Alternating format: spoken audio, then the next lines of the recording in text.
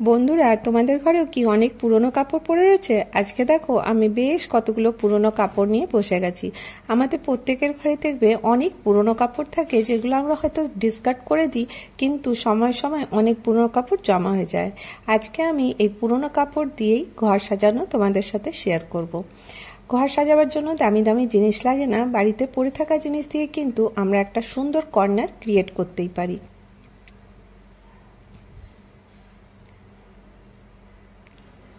আজকে আমি তোমাদের সাথে এই কর্নারটা যেভাবে সাজালাম ঠিক তোমাদের সাথে পুরোটা শেয়ার করব। আশা করব একটু হলেও তোমাদের ভিডিওটা ভালো লাগবে। প্রথমে দেখো, একটা আমার কাছে পুরনো পর্দা ছিল। আমাদের প্রত্যেকের ঘরে দেখবে পুরনো পর্দা থাকে, সেগুলো হয়তো মজবুত থাকে কিন্তু এর কালারও যায় না আর ছেড়েও না। এই রকমের একটা আমি উইন্ডোর কার্টেন নিয়ে নিয়েছি। আর এখানে দেখো আমি এটা 5 ফিটের যে উইন্ডো কার্টেন থাকে সেটাই নিয়েছি। এবারে এর উপরের যে পার্টটা ছিল সেটা আমি কেটে বাদ দিয়ে দিচ্ছি। আমি যেটা তৈরি করছি এটা তোমরা ছোট বড় বিভিন্ন সাইজের তৈরি করতে পারো। আমি যে সাইজেরটা করেছি সেটার মেজারমেন্টটা তোমাদেরকে স্ক্রিনে দিয়ে দিচ্ছি। 40 ইঞ্চি × 28 ইঞ্চি। এটা ফোল্ড করার পরে খোলা পাটটা দেখো আমার দিকে রেখেছি আর বন্ধ পাটটা উপরের দিকে। এবার দেখো আমি কিভাবে এটাকে ড্র করে নিচ্ছি। এই সাইড দুটো সেলাই করতে হবে আর এইভাবে সেলাইটা করে নিতে হবে। নিচে খোলা অংশতে কিছুটা অংশ খোলা রাখতে হবে। সেলাই করার আগে অবশ্যই বল পিন লাগিয়ে নেবে, তাহলে পরে কাপড়টা নিজের জায়গা থেকে সরবে না আর ইজিলি সেলাই করতে খুব সুবিধা হবে। এবার দেখো সেলাইটা করে নিয়েছি। এখানে আমি এইভাবে যেভাবে আঙুল দিয়ে দেখালাম সেভাবেই সেলাই করেছি আর নিচের অংশটা খোলা রেখেছি। এখানে আমি বক্স বানিয়ে নেব। এটার মেজারমেন্ট হচ্ছে 3.5 ইঞ্চি × 3.5 ইঞ্চি। এই বক্স আমি 4টে বানাবো। 4টে দিকে যে কর্নারগুলো আছে প্রত্যেকটা কর্নারে একই মেজারমেন্টে আমি এই বক্সটা বানিয়ে নেব। এইভাবে দেখো ড্র করে নিতে হবে। এটা বানানো খুবই সহজ। তোমরা তোমাদের বাড়িতে পড়ে থাকা পুরনো কাপড় চোপড়গুলোকে এখানে স্টোর করেও রাখতে পারবে আর দেখতেও জিনিসটা সুন্দর হবে। এখানে এক্সট্রা কাপড় কেটে দিলাম আর দুপাশে এইভাবে কেটে দেবো। দেখো যারা রেন্টাল অ্যাপার্টমেন্টে থাকে তো মানে টাকা খরচা করতে চায় না, তারা কিন্তু এইভাবে যে কোনো কর্নারকে ডেকোরেট করতে পারো। তো এই দেখো এখানে আমি 4টা বক্স তো রেডি করেছি। এবারে এই বক্সগুলোকে যেভাবে আমি দাগ দিয়ে রেখেছিলাম এইভাবে আমি দুটো কোণাকে এরকম করে ধরে নেব। কিভাবে ধরলাম, এই যে কোণাটা খালি একদম এইভাবে বার করলাম আর সুন্দর করে বিছিয়ে দিতে হবে। যে মেজারমেন্টটা আমি দাগটা দিয়ে রেখেছিলাম ওইটাই নিচের দিকে মিলিয়ে দিতে হবে। এবার দেখো আমি বল পিন লাগিয়ে নিচ্ছি, তাহলে কি হবে কাপড়টা জায়গা থেকে সরবে না। আর ওইভাবেই কিন্তু 4টা কোণাকে আমি একই মেজারমেন্টের দাগটা দিয়ে নেব। প্রত্যেকটা এরকম করে নেব আর প্রত্যেকটাতে দাগ দিয়ে বল পিন অবশ্যই লাগিয়ে নেবে। তাহলে কি হবে, যখন আমরা এটাকে সেলাই করব, কারণ যে দাগটা আমি দিচ্ছি সেই দাগে দাগেই কিন্তু সেলাইটা করে নিতে হবে।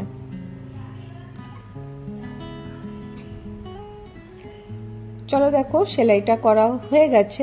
এবার দেখো 4টা কোণা রেডি হয়ে গেছে। দেখো সেলাই করা হয়ে গেছে। এবারে এই যে খোলা অংশটা রেখেছিলাম, এই যে এখান থেকে আমি এটাকে সোজা করে নেব। আসলে তোমরা বুঝতেই পারছো এটা আমি কি বানাচ্ছি। দেখো ফ্লোর সোফার মতন আমি এটা বানাবো, কারণ প্রত্যেকের ঘরে তো সোফা থাকে না।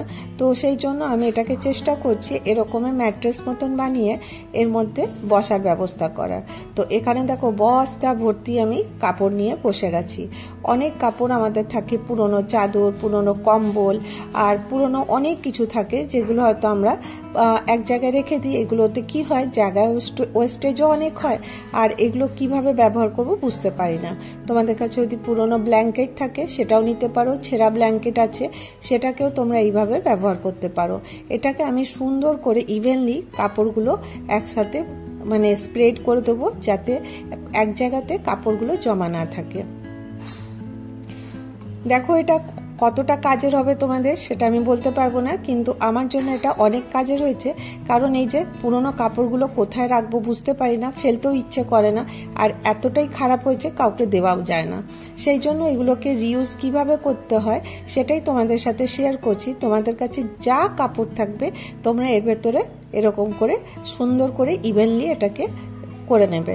আর এমনি হাত দিয়ে সুন্দর করে বিছিয়ে দেবে যাতে এখানে কাপড়গুলো উঁচু নিচু না থাকে। এবার দেখো এই সাইডটা এমনি সুতো দিয়ে এটাকে সেলাই করে নিতে হবে। কতটা ইজি তোমরা দেখে বুঝতে পারছো যে পর্দার কাপড় তো প্রত্যেকের ঘরেই থাকে, পুরনো কাপড়ও থাকে, সেগুলোকে দিয়ে তোমরা রিউজ এইভাবে করতে পারো। আর যদি তোমাদের মনে হয় কাপড়গুলো আবার দরকার আছে, ইজিলি এখান থেকে ওপেন করবে আর কাপড়টা বার করে নিতে পারবে। এবার দেখো এটাকে আমি সুন্দর করে আমি এটাকে বিছিয়ে নিলাম, কিন্তু এটা দেখতে অতটা ভালো লাগছিল না, তাই বুদ্ধি করলাম এই যে কর্নারগুলো দেখবে যখন আমরা গদি কিনি তো সাইডে বিট বানানো থাকে, তো আমি চেষ্টা করলাম এই বিটটা এইভাবে যদি বানানো যায়। তো যখন আমি একটা সেলাই করলাম তো দেখলাম না সত্যি তো ভালো হচ্ছে, সেই জন্য আমি চেষ্টা করে এখানে পাতলা পাতলা করে এরকম করে সুতো দিয়ে বিট তৈরি করে নিচ্ছি। এতে কি হবে তোমাদের লুকটা কিন্তু খুব সুন্দর আসবে। তোমরা চাইলে এর উপরে কভারও করতে পারো, কিন্তু আমি কভার করিনি, এটা এমনি দেখতে বেশ ভালো লাগছিল। তো দেখো সুন্দর একটা রেডি হয়ে গেল। এবার আরেকটা আইডিয়া তোমাদের সাথে শেয়ার করি। তো দেখো এখানে আমি একটা বস্তা নিয়েছি আর তার উপরে আমি নিয়ে নিয়েছি একটা পুরনো চাদর। বস্তাটার উপরে আমি এইভাবে রেখে এখানে আমি বল পেন লাগিয়ে নিচ্ছি। বল পেন লাগাবার পরে কি করব, এটাকে সেলাই করেছি চারপাশটা, একটু অংশ খোলা রেখেছি, তোমরা এখনই বুঝতে পারবে কেন রেখেছি। আর সাইড থেকে যে কাপড়ের এক্সট্রা কাপড়গুলো ছিল সেগুলো আমি কেটে বাদ দিয়ে দিলাম। এবারে কর্নারগুলোতে একটু একটু করে কাট করে দিচ্ছি। এতে কি হবে যখন আমি জিনিসটা উল্টাবো তখন কি হবে এটা একদম স্মুথলি এটা মানে খুব সুন্দর করে এটা বসে যাবে। তো এতে কি হলো তোমাদের এই যে প্লাস্টিকটা সিকিউর হয়ে গেল। আর এখানে কটনের আমি নিয়ে নিয়েছি চাদর, তো বেশ বড় সাইজের এটা আমি তৈরি করছি, তোমরা চাইলে ছোট সাইজেরও তৈরি করতে পারো, কারণ এটা আমি একটা ছোট মিডিয়াম সাইজের কার্পেট মতন তৈরি করতে চাচ্ছি। তো দেখো এখানে আমি ড্র করে নেব। তো প্রথমে কি করব, এর মিডিল পয়েন্টটা বার করব, আর এখানে একটা স্কেল নিয়েছি আর এইভাবে মেজারমেন্ট করতে করতে এটা আমি দাগ দেব।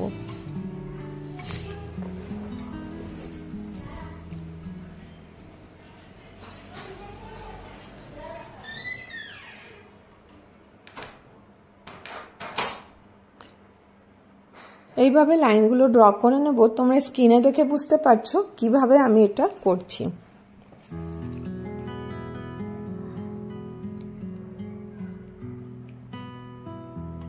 এইভাবে দেখো তোমরা তোমাদের ইচ্ছে মতন ছোট বড় সাইজের কিন্তু এটা করতে পারো। আমি শুধুমাত্র তোমাদেরকে আইডিয়া দিচ্ছি, আর সম্পূর্ণটা তোমরা তোমাদের মতন করে নেবে।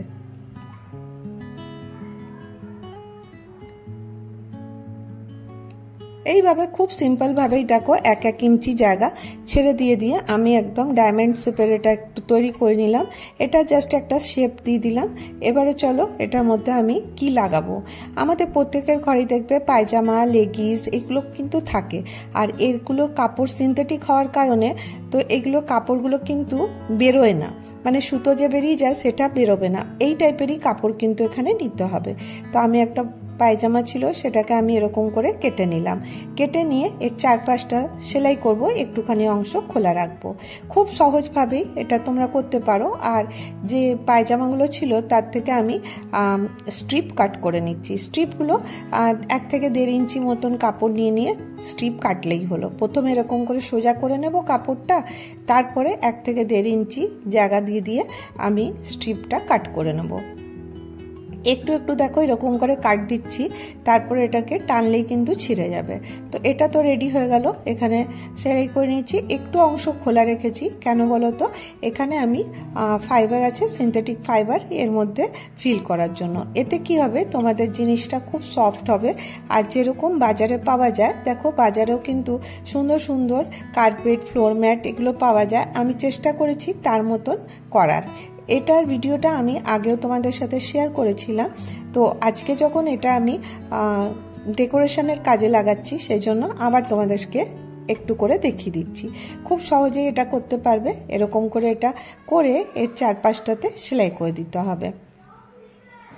এটা ফিক্স হয়ে গেল। 4 পাশ মানে 3 পাশটা তো সেলাই ছিলই, আর এক পাশটাতে সেলাই করে নেব। এবার দেখো অনেক স্ট্রিপ আমি কালারফুল কেটে নিয়েছি। আর এবারে কি করব, এরকম 2-3টে ফোল্ড করে এরকম করে কাট করতে থাকবো। এতে কি হবে, ঝালরের মতন শেপটা হবে। তো এইভাবেও তোমরা করতে পারো, বা অপরভাবেও তোমাদের সাথে আমি দেখিয়ে দিচ্ছি। খুব সহজেই তোমরা করতে পারো। এইভাবে প্রত্যেকটা স্ট্রিপকে কিন্তু এরকম করে কেটে নিতে হবে। আর কিছুই না, জাস্ট খালি এইভাবে রাখবো আর সেলাই করতে থাকবো। এইভাবে দেখো অ্যাডজাস্ট করে রাখতে হবে। তোমাদেরকে দেখলে অনেকটা সময় লাগবে মনে হচ্ছে, তো যখন তোমাদের সময় থাকবে ইজিলি তোমরা করে তোমরা তোমাদের ঘর বাড়িকে কিন্তু খুব সহজেই সাজাতে পারো। তো প্রথমে দেখো সেলাই করার আগে আমি বল পিন লাগিয়ে নিলাম যাতে কাপড়টা সরে না যায়। এইভাবে দেখো আমি এরকম করে আমি এটাকে সাজাচ্ছি। তো কালার কম্বিনেশন তোমরা তোমাদের হিসেব মতন দেবে। শুধুমাত্র দেখো মেশিনের কাছে নিয়ে এসেছি।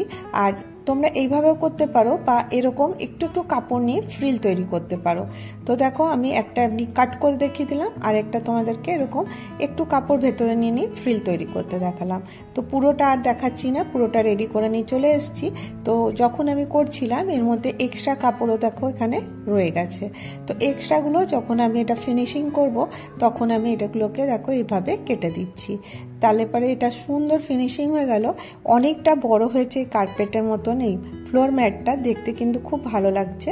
এবারে যে কাপড়গুলো আমি এইভাবে রেখেছিলাম একটু একটু করে কেটে নিলাম। তো দেখো এরকমের ঝালরের মতন হয়ে গেল, খুব সুন্দর দেখতে লাগছিল। এরকম যখন লাইন করে কাট করবার থাকবে তখন এরকম একটা কাটার নিয়ে তোমরা এমনি পাতলা পাতলা কাট করতে পারো। এতে দেখতে যতটা কাট করবে ততটাই সুন্দর হবে। আর তোমাদেরকে বললাম এর থেকে সুতো কিন্তু একটুও বেরোবে না, সিনথেটিক টাইপের ছিল, সেই জন্য সুতো এর থেকে বেরোবে না। এইভাবে দেখো এটা রেডি করে নিচ্ছি। এবারে আমি 4টা পয়েন্টের মধ্যে দিচ্ছি, আর দিয়ে এখানে সুতো নিয়েছি, আর দিয়ে দেখো এটাকে টাইট করে আমি এটাকে সেলাই করে দেবো। এতে কি হবে, এটা একটা শেপ তৈরি হবে। আর এটা দেখবে মনে হয় গদিতে যেরকম থাকে না একটু পয়েন্ট পয়েন্ট, ওরকম হবে। তো এখানে দেখো ব্যাকে আমি এটা এরকম করে সেলাই করে দিচ্ছি। 5টা পয়েন্টই এরকম করে টাইট করে সুতো দিয়ে সেলাই করে দেবো। আর এটার লুকটা খালি সুন্দর লাগার জন্য। তো এইভাবে পুরনো কাপড় দিয়ে তোমরা সুন্দর একটা ফ্লোর ম্যাট বা কার্পেট এরকম যত বড় ইচ্ছা তৈরি করতে পারো। যত কাপড় থাকবে তোমাদের কাছে সেই হিসাবে কম্বিনেশন করে নিতে হবে।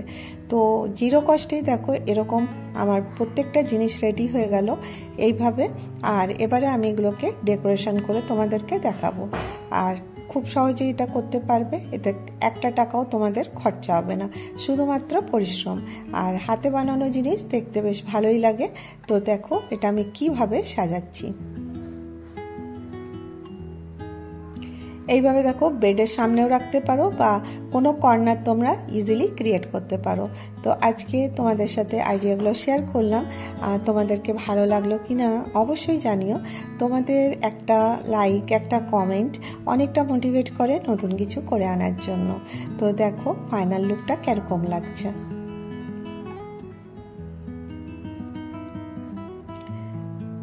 এখানে এসে বলবো, যদি তোমাদেরকে ভিডিওর কোনো একটু অংশ ভালো লেগে থাকে, তোমরা যদি আমার ভিডিওতে নতুন এসে থাকো, তাহলে অবশ্যই আমার চ্যানেলটাকে সাবস্ক্রাইব করে নাও। সাবস্ক্রাইব আর লাইক একদম ফ্রি।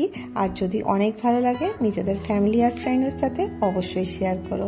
আজকের ভিডিও এতটাই, আবার দেখা হবে নেক্সট ভিডিওতে। ভালো থেকো, সুস্থ থেকো, বাই বাই।